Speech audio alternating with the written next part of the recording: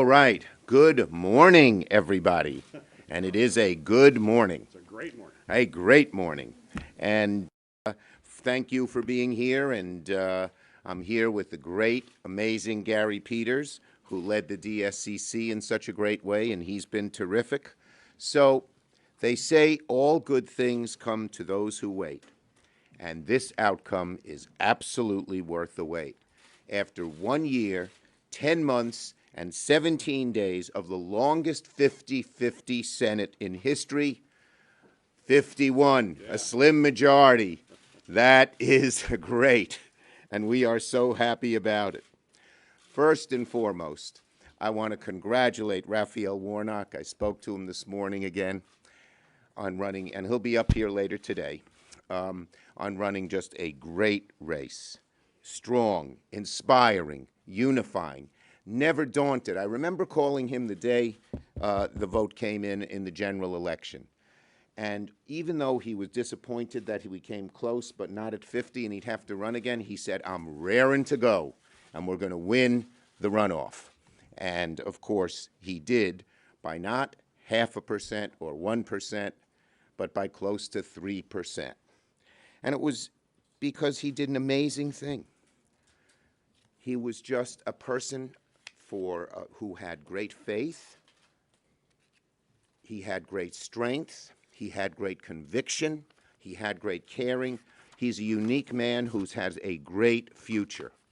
And I was brought to tears last night watching him tell his story in his concluding line in the sentence where he talked about his mom. And he said she grew up in the 50s picking someone else's cotton and somebody else's tobacco. And last night, this is so touching. Every time I read it, I get choked up. Last night, she helped pick her son to be a United States Senator. Only in America. Only in America. You know, 4 years ago, I began recruiting candidates in Georgia. And my first choice was obviously my friend, Stacey Abrams. She said, I don't want to run for Senate, but there's someone as good as me, if not better, Raphael Warnock. And it took me a while to even convince him to meet with me. He was very busy with the job he had at the Ebenezer Baptist Church as pastor of one of the leading pulpits in America. The minute I met him, I finally met him, I said, this guy is special. If there's anyone who can win in Georgia, which was then regarded as a red state, it is this guy. And it took a few more months of persuasion. I had everyone in the Sun call him. Al Sharpton was on TV today mentioning that. And thank God he ran. And, of course, the people of Georgia are better off. The Democratic Senate caucus is better off. And America is better off because he ran and won. And as I said, he's going to have a great, great future. So that's first and foremost. Raphael Warnock, an amazing man who has now had 4 victories in 2 years in what was regarded as a red state. And one more point I'd make, I give lots of credit to Stacey Abrams. She and her organizations helped take a state that was very red and made it purple. And it's a lesson for all of us. You don't just come into an election 3 months or 6 months before, but you build organizational strength day after day and year after year. Okay. Second, I'm going to talk about why did Democrats defy history in these midterms? As you know, we did. It's the first time since 1934 where every Democratic incumbent won with the party and with being the party in power. That hasn't happened since 1934, that every incumbent of the party in power won. Why'd that happen? Well, first, because we had great candidates, not just Raphael Warnock. Gary and I probably talked to every one of the candidates. I probably did every single day. And their strength and their vitality was just incredible. And they're just indomitable ministers. Every time there was a setback, none of them said, oh, God, it's terrible. They just moved forward. But there are 2 other points that I would make here, why we won. Why did things change? Why, back in April, when everyone thought we would lose seats in the Senate. Why did we win? And I think two things happened, and I'll take it in time order. First, in May and June, the public began to realize how far right these MAGA Republicans had gone. The Dobbs decision was the crystallization of that, of course, when people said, wow, these MAGA Republicans are serious about turning the clock all the way back. But then there were the two other Supreme Court decisions on concealed carry and on limiting what we could do to stop coal plants from poisoning the atmosphere. There were the January 6th hearings. I think they had an important effect because people didn't just read about something that happened once, but every night they saw on TV these hooligans, these insurrectionists being violent, beating up police officers. I was very touched meeting the Sitnicks yesterday. Mrs. Sitnick went to Madison High School, and we talked about that. And they saw all of that, and they said, wow. And then the third thing is they saw that the Republican leaders wouldn't even attack this craziness. And so about 10 to 15% of the electorate, Republicans who were not MAGA Republicans, who were not Trump Republicans, people who said, well, I'm a Reagan Republican, I'm a Bush Republican, but this Trump Republican isn't for me, and independents who leaned conservative and tended to vote Republican started saying, this Republican Party isn't for me. But in June still, they held doubts about the Democratic Party. Was the Democratic Party talking about things they didn't care about or didn't like? And could they get anything done? And the turning point really occurred that summer, this summer, where we passed 6 major bills, 5 bipartisan, all of which affected people's lives. They were the things people wanted us to talk about.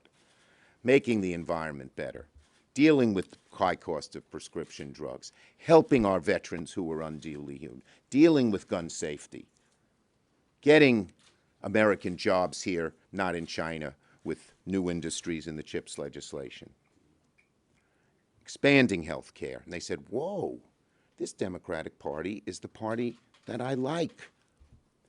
And by September 1st, I thought we'd win the Senate. We'd keep the Senate. Because the combination of those two things was the powerful 1-2 punch that made us defy all the odds and provided the right nutrient agar so our great candidates, both incumbent and non-incumbent, could prevail. And don't take my word for it. This is what I read Lindsey Graham said this morning. He said, quote, Democrats have done a pretty good job of picking issues that motivate their base and have wider support among the public. We, the Republicans, need to be doing the same thing. I think a lot of people in the Republican Party don't see us doing it emphatically as the Democrats. It's one of the few times I'll quote Lindsey Graham with approval. But he said it. Okay. The practical effects of the 51-seat majority, it's big, it's significant, it gives us we can breathe a sigh of relief. Obviously, judges and nominees will be a lot easier to put on the bench. We are so proud of our record with judges. It's one of the most significant things, maybe the most even, things we've done. As you know, we put on the bench 2/3 are women.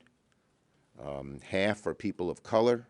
There are more black women on the federal bench now than there has ever, I think more today than all the others combined before we got into the majority. Biden became president, and we got into the majority.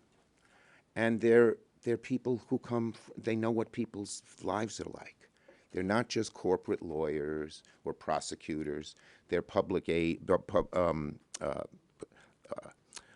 immigration lawyers and consumer advocates and legal aid people, public defenders. So the bench is looking more like America. Now it's going to be easier. So are the nominees. It's been amazing how Republicans have been able to use the 50-50 Senate to procedurally hold up so many appointments. It's going to be a lot quicker, swifter, and easier. It's also going to mean that our committee chairs have more flexibility on legislation. The number of times chairs came to me and said, I'd like to move this bill forward, but in a 10-10 committee, I can't do it. It'll be tied. That's all going to change because we'll have the advantage on every committee. It's going to mean that our committees will have greater oversight ability, subpoena power. And people say, well, it's the Biden administration. Oh, no, no, no. Subpoena power can deal with corporate corruption and inequities and other problems throughout the country. And it gives us just a lift. The fact that we got the 51 votes gives us just a great feeling, enthusiasm, unity, encouragement in that way. And let me just add, in addition, our caucus has been deeply grateful for Vice President Harris's constant schedule juggling to preside over a 50-50 Senate. She did a great job. We're appreciative. It's part of her job. But I think she's done a lot of other good things, and now she's going to have a little more time to do those things because the need for her to be here will be less. Next, one of the things I hope to do as leader is, even in this new electoral climate, is reach out to Republicans. There are a good number of Republicans in the Senate and the House who are not MAGA Republicans, who know that if the Republican Party follows the hard right and the extreme members in their caucuses, that they'll continue to lose ground as they've lost ground in 2020 and they lost ground in 2022 and in 2018 in the House. And it is my intention to reach out to them and say how can we work in a bipartisan way. And you say, oh, that'll never happen. Well, look at what happened this summer with 50-50. Of the 6 major bills we passed, 5 were bipartisan. And it wasn't that every Republican went along with us, but most did, or enough did. We are going to keep doing that. Turn left, Republicans. Or at least don't turn hard right. It would be a more appropriate, thing to do. But that's very, very, that's very, very important to us to get things done. We want to get things done. And if we can get some bipartisan things done, it will, of course, be better for the country. But it'll be better for the Republican Party, but we'll have a strong, healthy Republican Party that believes in democracy and is willing to get things done as well. And the final thing I talk about before I'm a little exuberant today, I hope you understand that. But the final thing that I would say is this. This election, both in November and now here on December the 6th, shows that Americans believe in democracy. During some of the darker times, people said, woo, the democracy, I don't know if it has many days left.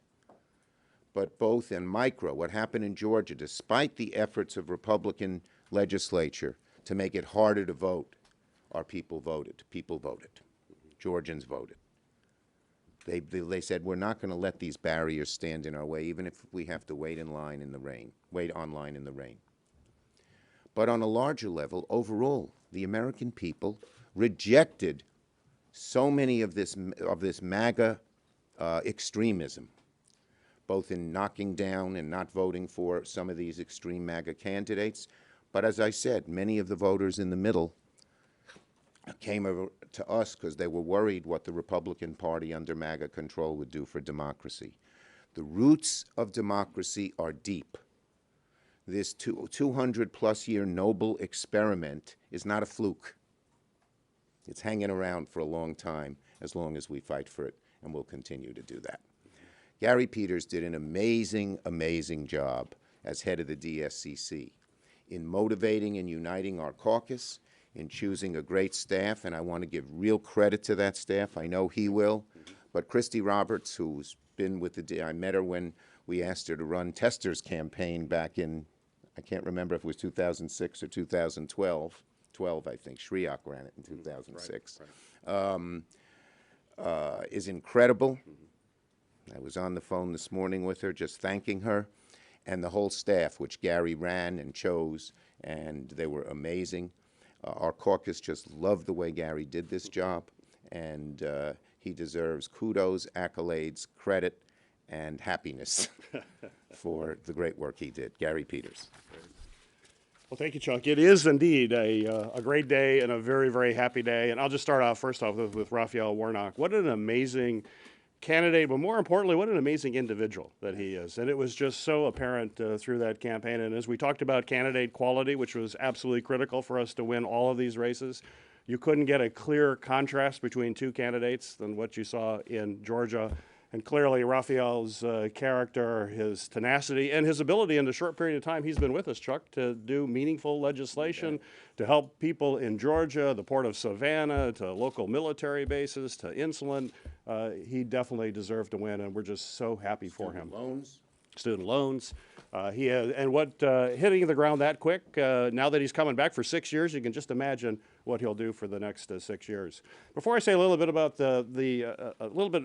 more about the campaigns, I just want to take a moment to thank Chuck Schumer.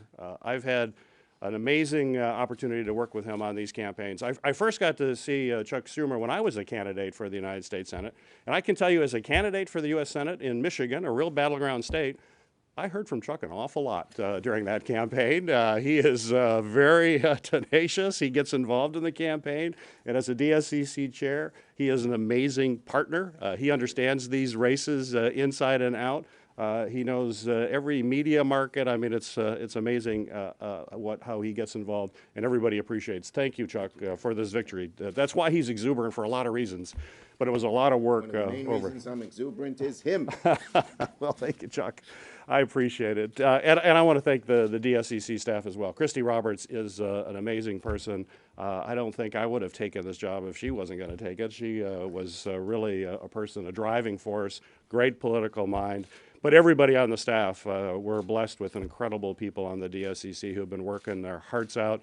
The building is empty now because they're all in Georgia. It'll take a while for them to come back, but we're just so pleased with their work, and they require accolades. I want to just step back briefly. Let's look at where we were 2 years ago. When I agreed to take this position, and we talked about, Chuck and I talked about it, we knew this was going to be tough. I mean, this was historically a very tough term. You had the president, Democratic president in the White House. Historically, that doesn't look well for the party. We were just coming out of a pandemic. People were exhausted of the pandemic. The economy was in trouble. That is not a great time to be running. That's the bad news. But I was willing to take that on because I'm used to tough races too in Michigan. Michigan is a pretty tough state, and it really kind of represents the kind of the diversity of our country as well. And as you know, Democrats did extremely well in Michigan this year as well. But we knew we could win in a tough environment. But that was the bad news. It was a tough environment. The good news is it was clear the American people really don't like Republicans that much. I mean, that was clear in all of our research. They were saying they don't offer anything positive. They talk about the problems, but we all know the problems. You saw the ads during the campaign. Inflation's an issue. And the American public said, yeah, we know that. We go to the grocery store. We know it's an issue. Tell us what you're actually going to do about it. They never said what they would actually do about it, whereas we did, as Chuck mentioned, the Inflation Reduction Act to reduce cost. We had issues to run on. Our candidates had issues to run on. Raphael had a great record in Georgia, but all of our candidates across the country could run on that record. And then the contrast between them and their opponents was extreme. And one of the most powerful issues for us was the choice issue.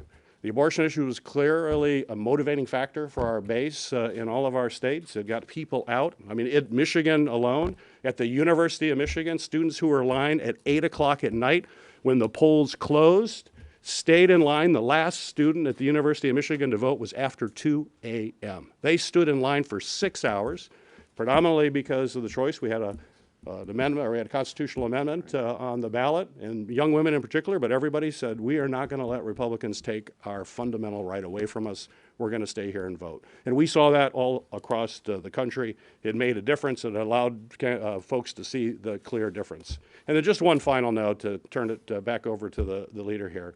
It was also about tactics. We knew that we had to have very robust ground campaign, and we certainly saw that in Georgia. This victory that we just had is a result of just an amazing group of volunteers who all came together, volunteered time to get on phones, to knock on doors. It was an army there, as it was in all of our states. we made a tactical decision at the DSCC 2 years ago that we were going to invest more money in the ground campaign than we were in TV and all of the other kinds of things, because we knew that these races are all going to be close. They're in battleground states. By definition, they're going to be close. But if you're on the 5-yard line, you got to punch across the goal line, and that's where you need a field operation, and that's what we did at the DSCC. We spent more money on that than we ever have in history. It was a right decision, tactical decision as we move forward. And today, we have an amazing opportunity to celebrate for all the reasons Chuck mentioned. So we look forward to going to work. I do share Chuck's passion to work in a bipartisan way. I'm a chair of one of those committees, of Homeland Security. I'm very happy to get another member of the Democratic member and Homeland Security. We're also the Chief Oversight Committee. We'll look forward to having oversight of corporate America as well as we move forward with an ambitious, aggressive agenda. But we want to do this together, and we look forward to working together with our colleagues across the aisle as well. Thank you. We'll have questions on this subject. How do you plan to work with your Republican counterparts in the House, given the fact that Kevin McCarthy, if he is to be Speaker, is going to have to work really hard? I think a good number of the non-MAGA Republicans, including some who won in New York, I know a few of them pretty well, and worked with them when they were in other offices, realize that if they follow a MAGA direction, they're going to lose. And so I think there's going to be a real imperative for them to work with us. We'll have to reach out. We're not going to get everything we want. They won't get everything they want. But I think it will work it's in everybody's interest. That is, the Democrats, all of us, and the significant number of non-MAGA Republicans in both the House and Senate to work together. And I am going to pursue that, with the same kind of energy that we pursued winning this election. Yes. Schumer, aside from all those issues and factors you laid out, Democrats did better than expected without President Biden on the ballot this time. How do you think you'll do in the Senate and maybe even flipping the House with President Biden on the ballot potentially in 24? Traditionally, Democrats do better in a presidential year than a non-presidential year. One of the reasons everyone counted us out 6 months ago was because it was a non-presidential year and we were the party in power. And the tradition is that you lose seats in that situation. Of course, we didn't. We gained. So I think, President Biden being on the ticket, if he runs, and if he runs, I'll support him, it would be very, very helpful. Yes. You were very strategic and thoughtful and intense about how you use reconciliation as a tool when the 50-50 Senate. Now with 51, can you talk about how you see reconciliation? Of course, there's a different House, but and what it might mean for issues like the child tax credit. Okay. Well, let me say a couple of things. First, I'm not going to speculate on what we're going to do in the next Congress. We'll have plenty of time to talk about that, and we're thinking a lot about it already. And just in general, the child tax credit is something many of us are passionate about, and we would very much like to get it done. It took half the kids in America out of poverty, close to half, not quite half. That's an amazing thing, and it's something that we should aspire to. And it was supported by a large, a majority of Americans. So we'll keep pursuing it. Yes. Schumer, you said that subpoena power should be used with 50% with corporations. Do you have particular industries or companies? No, I'm not. Again, I'm not speculating about the next Congress. Yes. You did a great job protecting your incumbents this cycle.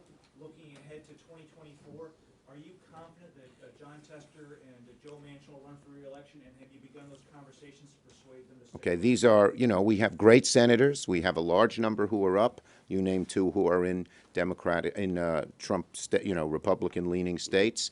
But look, they're great candidates, and we're going to do everything we can to help them.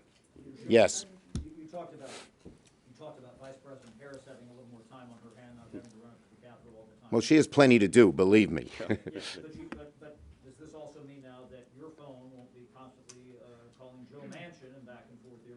And Kirsten Sinema, because you have that 51st, but that changes the power dynamic. Joe Manchin and Kirsten Sinema are great members of our caucus. They're very valuable. They don't always agree with us on certain issues, but they are tremendous contributors to our caucus, and we'll continue to work with them. But how does this change? Nope. Next. Now that you do have subpoena power, more control over committees, do you anticipate taking the mantle of any of the investigations happening in the House now that House Democrats? Not speculating about the next Congress. We got to sit down. We got to talk to our members. We got to figure out the directions we want to go in. Yes. You spoke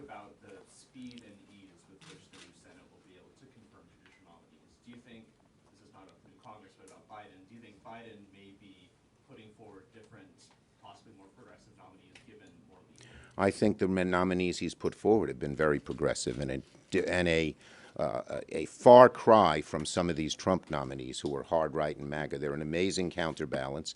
And if we continue in the same direction that we've had the last 2 years, I think I'll be happy, the caucus will be happy, but most important, America will be happy. Yes? Mr. Schumer, do you see the investigations that you're going to be doing in the next Congress as a counterbalance to the investigations that you're expecting to Again, get from the House? You know, as I said, we have subpoena power. It gives us certain abilities. We will discuss as we get closer the various ways we may use them. Okay? Last one.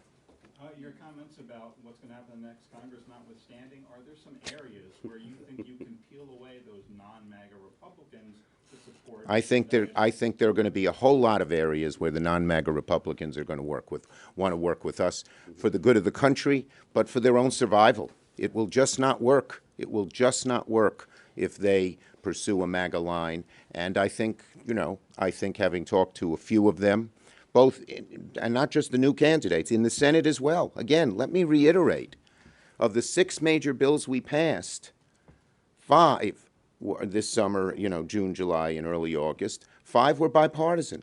People are here to get things done, not just to make a speech and be negative. And as Gary aptly put it, in a lot of their campaigns, since they didn't have solutions, they lost. But I think a large, significant number of Republican senators and Republican House members have some solutions. They may not always agree with our solutions, but they're not here just to make a speech. They're here to get them enacted. Okay, nope, not going to talk. Thank you, everybody. Thanks, everybody. Thanks, guys.